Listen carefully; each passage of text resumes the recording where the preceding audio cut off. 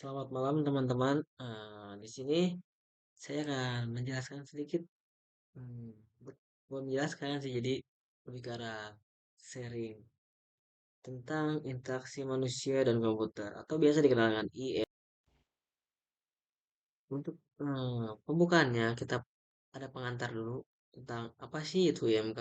Coba kita lihat dulu. Berlanjut, ada pengantar yaitu bisa dibaca di sini. Interaksi manusia dengan komputer adalah sebuah hubungan antara manusia dan komputer yang mempunyai karakteristik tertentu untuk mencapai suatu tujuan tertentu dengan menjalankan sebuah sistem yang bertopengkan sebuah antarmuka atau interface. Kalau misalkan teman-teman ada yang kurang mengerti apa sih itu antarmuka atau interface, jadi simpelnya apa eh, tampilan layar pada laptop teman-teman itu bisa disebut dengan interface. Nah, kalau misalnya kita dibaca di sini, transmedia itu hubungan antara manusia dan komputer yang punya karakteristik tertentu. Maksudnya gimana? Jadi contoh simpelnya begini, ketika teman-teman buka laptop teman-teman, lalu membuka command line atau terminal dan laptop teman-teman, misalkan teman-teman ingin menyuruh si komputer itu untuk masuk misalkan ke folder misalkan dengan nama mahasiswa misalkan, masuk teman-teman masuk ke komen lainnya atau terminalnya. Sebelum ke mahasiswa biasanya yang saya lakukan, saya melihat dulu daftar folder yang di dalam folder ini ada apa aja. Misalkan dengan cara mengetikkan ls, kemudian enter, lalu muncul semua daftar tabelnya. Soalnya di dalam daftar tersebut ada daftar eh, folder dengan nama mahasiswa. Teman-teman ingin masuk ke dalam folder mahasiswa tersebut, tinggal mengetikkan saja. Mengetikkan di sini itu menyuruh komputer. Teman-teman bisa mengetikkan cd, kemudian nama foldernya mahasiswa, enter. Kemudian otomatis komputer teman-teman akan masuk ke folder yang dengan nama mahasiswa.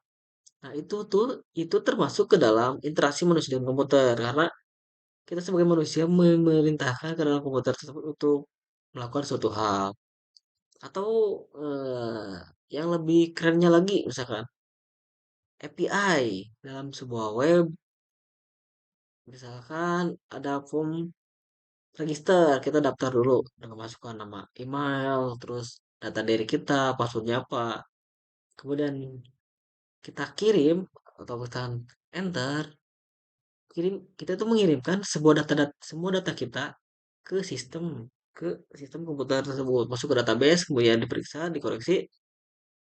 Kalau misalkan kalau misalkan sesuai, kita akan mendapatkan result hasil yaitu kode unik. Misalkan contohnya misalkan AJR 067, misalkan kita masukkan kode tersebut ke dalam kolom yang tersedia.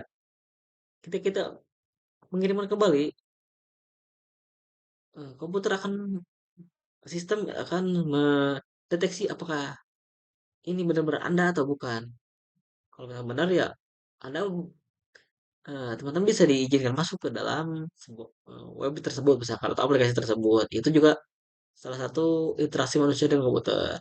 Itu apalagi itu menggunakan API. API itu sebagai pengantar, bisa disebut pengantar pesan dari pihak user ke server gitu. Oke, selanjutnya akan kita bahas yaitu ada kelebihan, kekurangan strategi perubahan. Kalau misalkan teman-teman bingung, apa sih? Kalau di sana ada kelebihan, ada kekurangan. Maksud di sini kelebihan kekurangan tuh kelebihan perkembangan teknologi. Yang ini adalah kekurangan perkembangan teknologi. Oh, lah kok tadi kan kita membahas IMK, sekarang kok teknologi. Jadi IMK juga itu termasuk teknologi. Jadi lebih mudah kita menjelaskannya dengan sebutan teknologi saja. Kemudian akan menjelaskan strategi. Strategi di sini dimaksudkan kan perkembangan teknologi di zaman sekarang tuh sangat pesat sekali ya. Nah, gimana sih caranya atau gimana sih strategi kita untuk bisa beradaptasi dengan hal tersebut? Kemudian kita ada perubahan apa yang terjadi pada orang-orang, misalkan perilakunya atau apapun itu setelah adanya teknologi. Oke, selanjutnya kita mulai. Yang pertama ada kelebihan perkembangan teknologi. Di sini ada poin-poinnya. Yang pertama ada kemudahan komunikasi. Apa sih maksudnya gitu? Jadi kemudahan komunikasi itu misalkan contohnya teman-teman yang ada di daerah Pulau Sumatera ingin berkomunikasi dengan orang yang dari Pulau Jawa. Teman-teman tidak perlu datang ke Pulau Sumatera atau misalkan teman-teman yang dari Pulau Sumatera tidak perlu datang ke Pulau Jawa. Cukup dengan menggunakan komunikasi yang ada. Ya, misalkan dengan menggunakan ponsel. Contohnya beberapa tahun ke belakang, misalkan kita menggunakan SMS untuk mengirim pesan. Untuk sekarang kita bisa menggunakan WhatsApp atau email atau via Facebook juga bisa. Apapun itu yang device teman-teman bisa mendukung software tersebut. Untuk selanjutnya, akses informasi. Di zaman sekarang, informasi itu sangat penting sekali. Kalau misalkan teman-teman ingin mendapatkan informasi, misalkan di negara Jepang, teman-teman tahu di Jepang itu sekarang mau musim apa atau perkembangan teknologi seperti apa, tinggal cari saja. Misalnya kita cari di Google, cari apa sih yang viral di Jepang, misalkan cuaca di Jepang sekarang lagi gimana, tinggal cari di Google, teman-teman pasti mendapat informasi tersebut. Cuman kekurangannya, nah untuk kekurangannya sebenarnya nanti juga akan dijelaskan di episode selanjutnya tentang kekurangan teknologi. Tapi di sini ada sedikit bocoran dari saya. Yang pertama itu ada eh, ketika kita mengakses informasi, tolong validasi validasi. Maksud validasi di sini, teman-teman jangan langsung percaya ke informasi tersebut. Coba cari tahu dulu apakah ini benar atau tidak gitu. Jangan langsung menyimpulkan. Oke, selanjutnya ada kolaborasi dan kreativitas. Kalau misalkan ada yang bertanya, kenapa kok kolaborasi? Bukankah kita itu jauh gitu? Kalau begini, maksudnya gini, ya kolaborasi itu contohnya ketika teman-teman bekerja dalam sebuah tim misal. Contoh sederhananya, teman-teman membuat sebuah laporan dengan teman Anda misalnya dengan jarak 1000 km dari rumah Anda. Jangan 1000 deh, terlalu jauh. 100 km. Anda yang membuat laporan. Kalau misalnya setiap hari ketemu itu memakan waktu, memakan biaya, boros waktu, tenaga. Jadi lebih baik teman-teman mengerjakannya misalkan di tempatnya masing-masing dengan teknologi yang ada. Misalkan teman-teman menggunakan Google Doc. Dengan menggunakan Google Doc, teman-teman hanya mengerjakan di rumah. Misalkan teman-teman misalkan Anda ingin mengerjakan bagian ini, teman Anda ingin mengerjakan bagian ini. Tapi tetap bisa melihat kinerja progres pekerjaannya. Misalkan kamu di sini ada yang salah, coba koreksi lagi di sini. Jadi bisa saling mengoreksi. Ibaratnya sama aja gitu kayak ketemu, cuman bedanya ini lewat dunia maya gitu. Oke, selanjutnya ada kreativitas.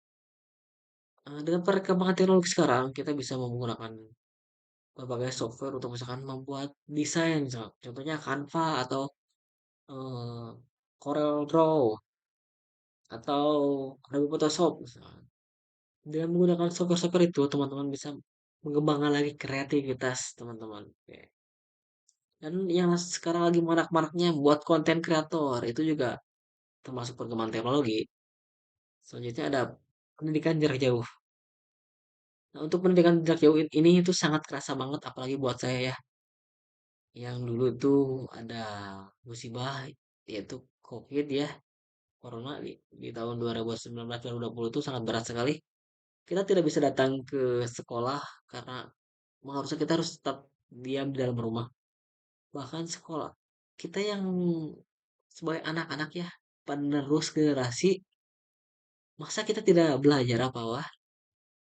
Gimana gitu negara ini kalau kita tidak belajar? Untungnya ada yang mengembangkan teknologi yang mendukung belajar. Contohnya kita bisa menggunakan Meet untuk belajar atau Zoom atau bahkan teman-teman malas misalkan ingin belajar fleksibel. Teman-teman bisa berlangganan ke ruang guru itu sangat fleksibel banget. Teman-teman belajarnya mau kapan pun dimanapun itu bisa. Oke, untuk selanjutnya kita membahas tentang kekurangannya. Ada kekurangannya di sini ada isolasi sosial. Mungkin dari kata-katanya teman-teman juga sudah tahu apa maksudnya. Jadi itu eh, yang menjadikan orang tuh tetap tinggal di dalam rumah tidak mau berinteraksi dengan orang lain karena mereka sudah nyaman dengan dunianya gitu. Maksudnya contohnya begini deh. Di Jepang banyak orang yang mengurung diri mungkin karena suatu hal atau apapun itu, dia melakukan semua kegiatan di dalam rumah sampai rumahnya tuh kotor banget, penyakit, banyak bekas rokok atau apapun itu. Bahkan ada yang sampai meninggal karena penyakit. Tuh. Jadi itu sangat berbahaya sekali ya.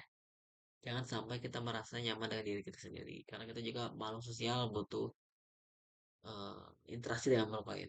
Dengan manusia lain. Terus, oke, oke. Selanjutnya ada cyberbullying. Untuk cyberbullying itu teman-teman mohon berhati-hati banget. Karena ya, kalau misalkan, contohnya gini, teman-teman membuat sebuah konten, misalkan tentang gaya hidup sehat. Ada misalkan dua kata atau tiga kata yang itu tuh salah. Salahnya tuh memang gak seberapa, cuman ketika ada orang berkomentar atau bisa disebut dengan netizen berkomentar misalkan, kamu kok setahu banget misalkan buat konten begini ini, kamu jangan bikin konten lagi misalkan, atau kamu gimana gimana gimana itu, kalau misalnya mentalnya lemah itu sangat bahaya banget. Kalau dia mungkin tidak mau lagi ngobrol dengan orang, atau lebih parahnya lagi dia itu sudah tidak percaya diri dengan dirinya sendiri gitu.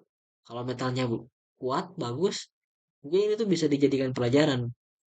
Tapi kalau makan gimana gitu. Selanjutnya ketergantungan. Kita di zaman sekarang, kalau misalkan 2 hari nggak ada internet, wah itu repot banget.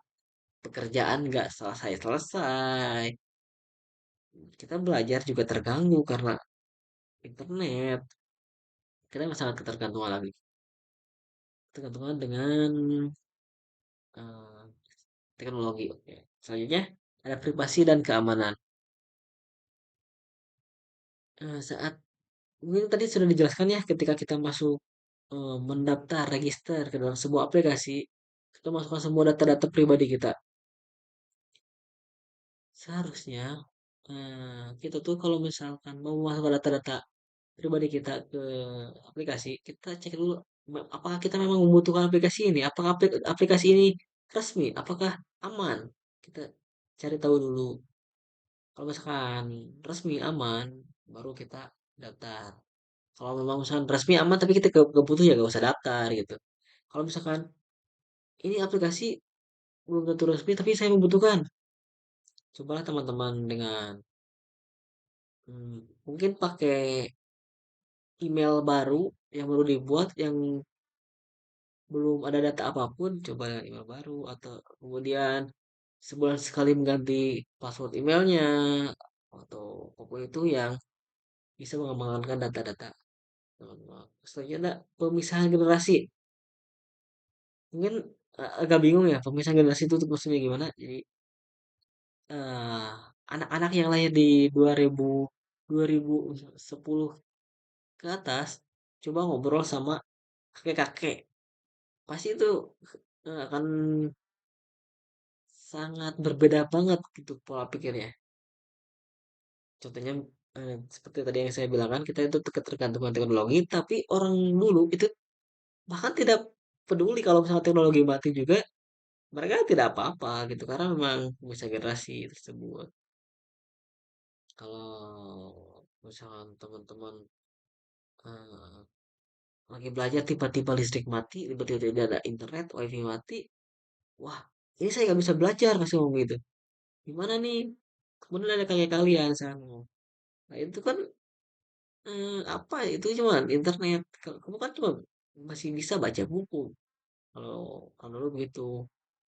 Makanya orang-orang dulu tuh ketika mereka benar-benar belajar itu bagus banget karena mereka tidak tergantung dengan teknologi, mereka cuma menggunakan buku.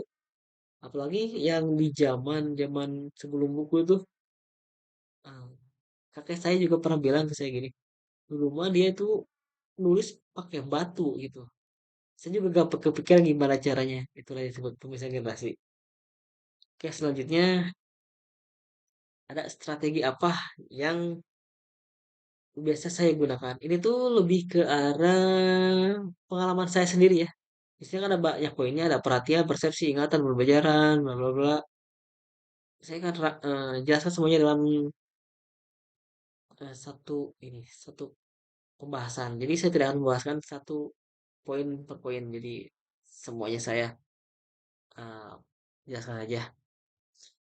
Yang biasa saya lakukan, gimana sih mau belajar tentang teknologi, sedangkan teknologi ini sangat cepat sekali perkembangan. Yang saya lakukan yaitu pahami dulu dasarnya.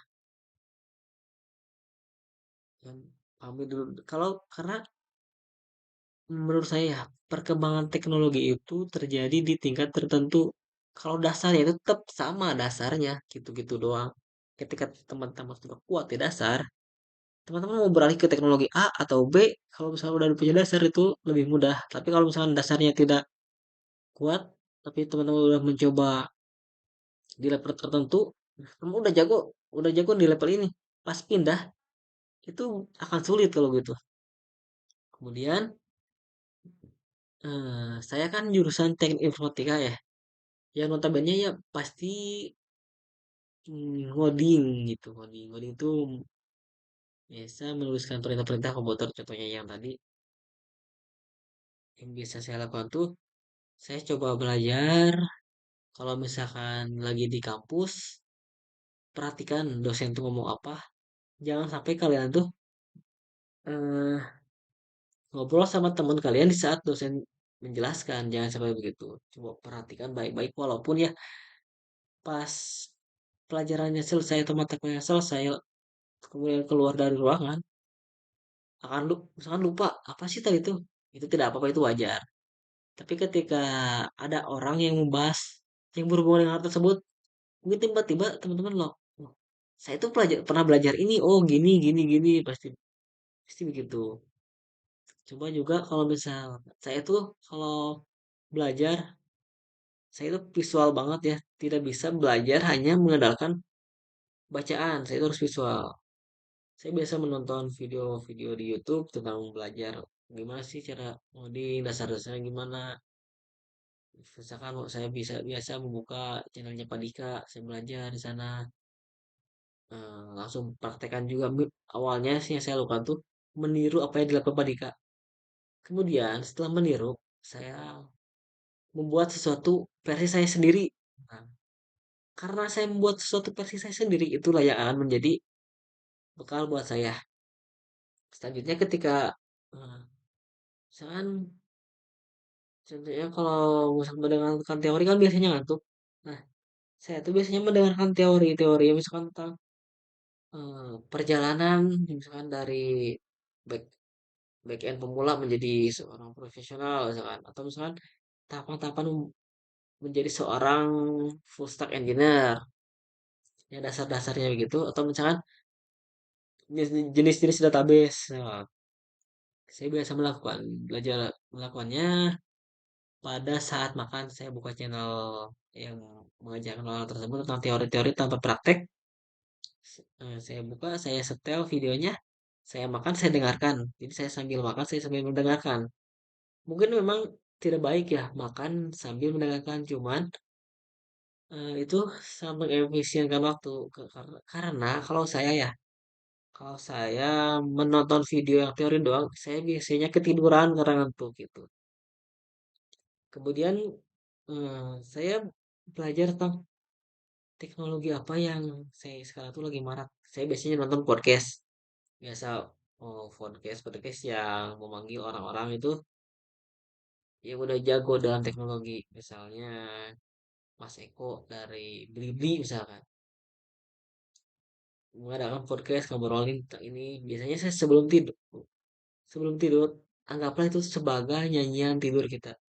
Kalau saya mah begitu, saya setel, saya tidur, saya sambil dengerin. Jadi begitu yang saya lakukan. Jadi makan dengerin, tidur dengerin. Kalau waktunya belajar ya pasti praktek itu. Itu sih yang saya lakukan. Oke. Dan itu tuh sangat membantu banget buat menurut saya ya. Mungkin teman-teman punya versi yang lain juga tidak apa-apa. Karena semua orang pasti punya cara belajarnya masing-masing. Selanjutnya ada perubahan. Sebenarnya poin-poin ini sudah hampir semuanya dijelaskan pada poin-poin yang kelebihan, kekurangan itu sudah mirip gitu. Perubahan cara berkomunikasi tadi tadi juga kita membahas tentang cara berkomunikasi yang orang dulu dan sekarang itu berbeda sekali ya. Orang dulu tuh kalau berbagi pesan yang jarak jauh lewat pos, kalau sekarang kita lewat handphone juga bisa, SMS, WhatsApp, dan juga hmm, cuman kalau orang dulu tuh kan berkomunikasinya secara langsung, otomatis orang-orang dulu tuh makanya sosialnya tuh bagus sekali, kerjasamanya bagus, bergotong royongnya bagus. Kalau sekarang kita lebih ke arah independen gitu. Yang penting kita bisa melakukan apa yang kita inginkan, itu sudah cukup. Nah, tapi kalau misalkan dulu tuh orang-orang tuh sering merangkul gitu. Itu isi menurut saya begitu. Selanjutnya ada perubahan dalam interaksi sosial. Ini hampir mirip juga cara interaksi sosial dan berkomunikasi itu hampir mirip. Barusan sudah saya jelaskan kalau misalkan orang dulu tuh berinteraksinya lebih baik daripada orang-orang sekarang. Karena orang dulu tuh tidak menggunakan teknologi seperti handphone. Walaupun misalkan di negara-negara barat udah ada handphone, tapi di negara kita belum ada gitu. Jadi interaksinya bagus sekali. Oke, selanjutnya perubahan dalam kesehatan mental. Ada yang bilang begini, sebaiknya kamu itu tidak perlu tahu apa yang mestinya memang tidak kamu perlukan hal informasi tersebut. Jadi kita tuh sekarang udah tidak bisa, ada yang tidak bisa mengontrol. Kita seharusnya kita tidak perlu tahu ini, tapi kita mencari tahu ini. Itu sangat tidak boleh ya. Itu bisa merusak mental kita atau pikiran kita. Apalagi ketika kita mendapat informasi yang sangat membuat kita tuh kaget banget itu. Jangan sampai ya, coba batasi pencari informasi dan juga seperti yang sudah saya dijelaskan tentang isolasi sosial ini juga berkaitan dengan kesehatan mental. Kebanyakan orang-orang yang melakukan isolasi sosial itu karena mentalnya bisa em, bahasanya itu kan mentalnya terluka misalkan atau misalnya mentalnya sakit seperti itu. Jadi itulah yang menyebabkan mereka isolasi sosial. Oke, selanjutnya ada perubahan dalam keterbukaan dan kesadaran. Ini juga hampir mirip dengan isolasi sosial. Ketika orang-orang tidak mau terbuka dan mereka hanya berinteraksi dengan komputernya, dengan PC-nya, dengan device-nya, mereka jadi lebih tertutup lagi dengan orang-orang. Apalagi di sini kan ada kesadaran. Orang-orang seperti itu sangat sulit sekali disadarkan. Karena mereka sudah nyaman di dunia mereka itu. Dan walaupun kita mencoba mengajak mereka untuk kembali ke dunia sosial itu lumayan sulit. Itu harus ada kesadaran dari dirinya sendiri. Oke, selanjutnya ada pengalaman pengguna. Ini tuh pengalaman saya menggunakan aplikasi kemudahan dan kesulitan menurut saya. Yang paling mudah digunakan menurut saya itu WhatsApp. Itu WhatsApp aplikasi sehari-hari yang biasa saya pakai. Dengan mengklik WhatsApp, kita masuk ke halaman awalnya, kita sudah tahu ini buat status, ini buat pesan, ini buat telepon, ini buat video call. Itu sudah jelas kelihatan, tidak perlu belajar lagi. Untuk selanjutnya ada Facebook. Untuk Facebook, ini menurut saya lumayan lumayan kompleks. Untuk orang-orang yang pertama kali menggunakan Facebook, saya yakin mereka itu tidak akan langsung paham cara penggunaan Facebook. Mereka harus mencoba dulu, ini fiturnya apa, ini gimana kalau gini. Tuh. Sebenarnya ada aplikasi yang menurut saya itu susah banget untuk dipakai, yaitu Blender 3D. Kalau misalnya teman-teman tidak tahu Blender 3D itu buat apa, saya tuh pernah mencoba Blender 3D, ingin membuat sebuah karakter buat di video game. Dan ternyata itu susah banget. Kita aplikasi yang baik itu kan ketika kita melihat halamannya, misalnya utama, misalnya melihat fitur-fiturnya itu harusnya paham, tidak perlu seperti ini gimana nih kita cari dulu tutorial di YouTube misalkan. Itu sangat repot ya menurut saya. Apalagi Blender itu banyak sekali fitur, kita harus tahu banyak kalau ingin membuat sebuah karakter. Menurut saya itu sulit banget ya. Oke. Mungkin itu saja ya yang bisa saya sampaikan. Mohon maaf bila ada kesalahan dari saya. Saya Calvin Febrian. Mohon pamit.